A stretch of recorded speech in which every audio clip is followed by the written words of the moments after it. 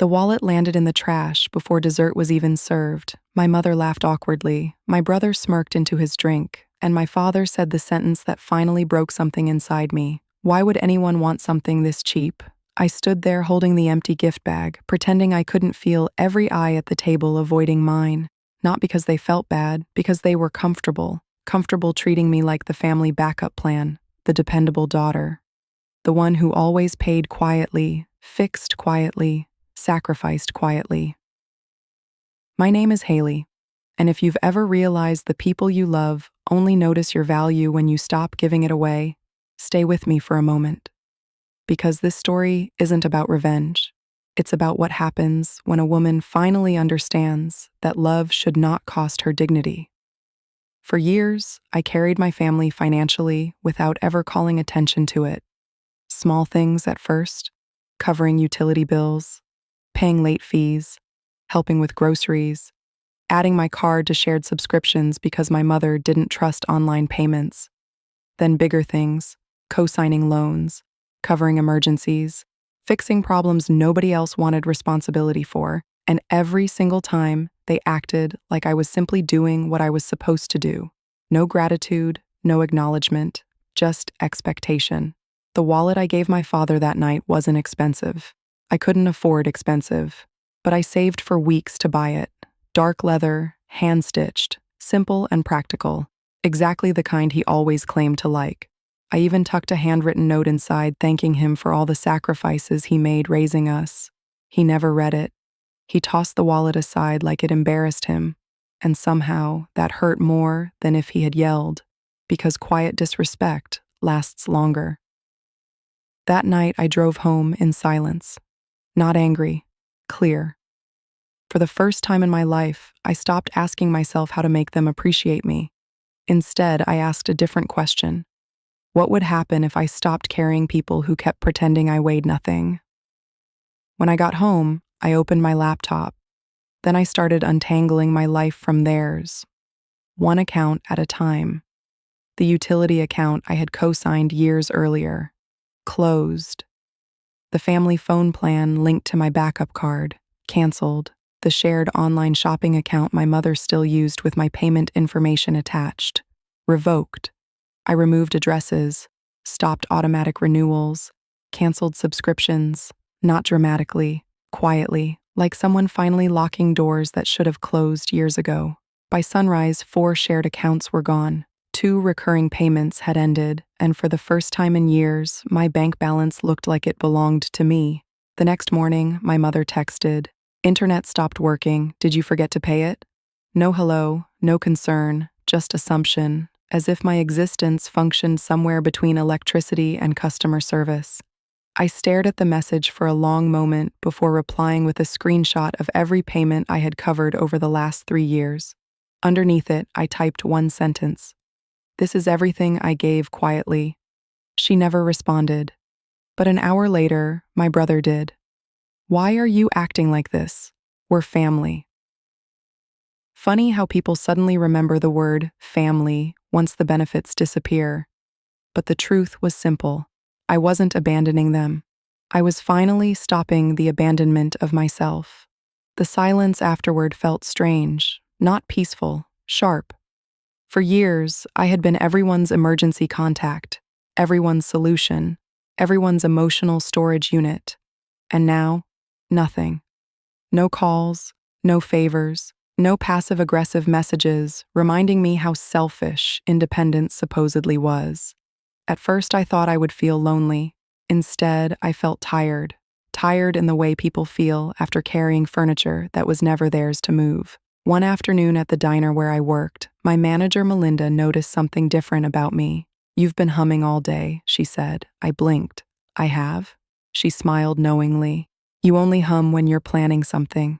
And she was right.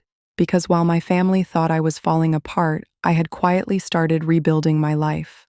I applied for a hospitality training program downtown, a competitive one focused on helping women restart after emotionally draining environments. I almost didn't apply. People like me get used to believing survival is enough. Dreams start feeling selfish after years of being told your purpose is serving everyone else. But 2 weeks later, I received the acceptance email: full scholarship, paid training, career placement opportunities. I read the message 3 times before bursting into tears behind the diner kitchen. Melinda hugged me immediately. "About time someone invested in you," she whispered. Nobody had ever said that to me before. Not once. That night, I packed a small overnight bag for the program orientation, uniform, notebook, a secondhand copy of The Art of War I bought from a bookstore downtown, and the wallet. The same wallet they mocked. But this time, I placed something different inside it. My acceptance letter, a deposit receipt for the training program, and an old childhood photo of myself smiling before life taught me to apologize for existing. Then I wrapped the wallet carefully and left it on my parents' porch. No note, no explanation, just the same gift returned heavier than before. Not with guilt, with proof. Proof they never destroyed me. They simply taught me how to leave. Days passed, then weeks. I moved into a tiny apartment above a bakery downtown. The floors creaked. The heater rattled all night. Every morning smelled like cinnamon and fresh bread. And somehow, it felt more like home than the house I grew up in. Because peace matters more than square footage. One evening after class, I received a voicemail from my father. His voice sounded smaller than I remembered. "Haley, I guess we got used to you always fixing things. I guess we stopped seeing how much you carried."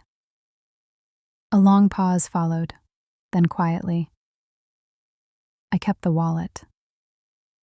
That sentence sat with me for a long time, not because it fixed everything, because it confirmed something painful.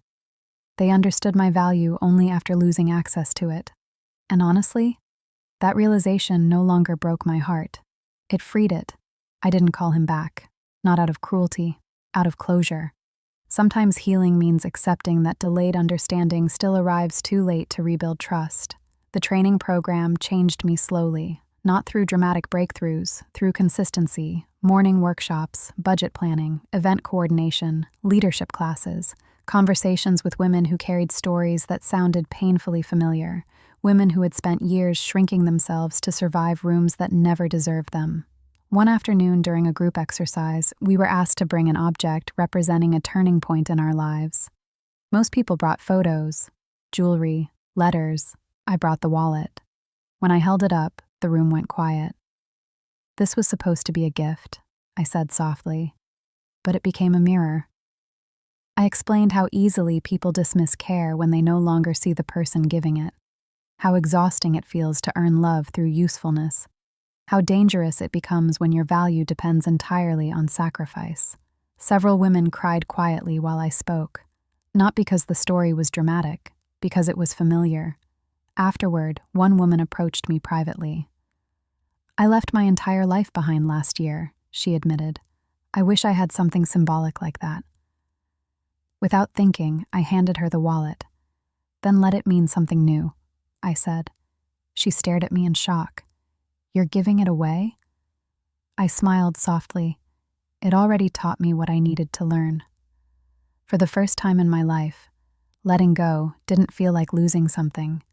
It felt like choosing myself. 3 months later, I graduated from the program. Small ceremony, fold-out chairs, cheap cupcakes, paper decorations taped unevenly against the walls.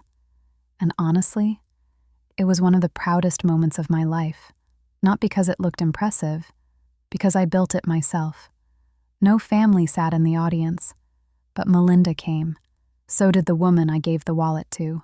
After the ceremony, she pulled me aside and opened her purse. Inside was the wallet, polished, repaired, loved.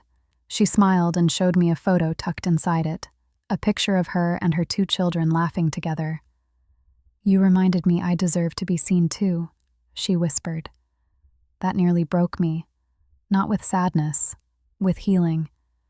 Because for years I thought survival was the highest form of strength. Now I understood something better. Real strength is refusing to disappear just because other people failed to appreciate your presence. That night, I drove past my childhood home one last time. The porch light was still on. For a second, memories hit me all at once. Birthdays where I smiled through disappointment. Family dinners where my contributions became invisible. Years spent confusing usefulness with love. Then the light disappeared in my rearview mirror, and I kept driving. Forward, toward the life I was finally building for myself. Today, I run my own small event planning business. Nothing flashy, nothing enormous, but every invoice I send carries my name proudly. Every client interaction reminds me I am capable of creating beauty without abandoning myself to do it. And most importantly, I no longer hand people pieces of myself hoping they'll finally decide I'm enough. Because I already am. The wallet they threw away was never really about leather or money. It was about worth. And the moment I stopped begging people to recognize mine was the moment my real life finally began.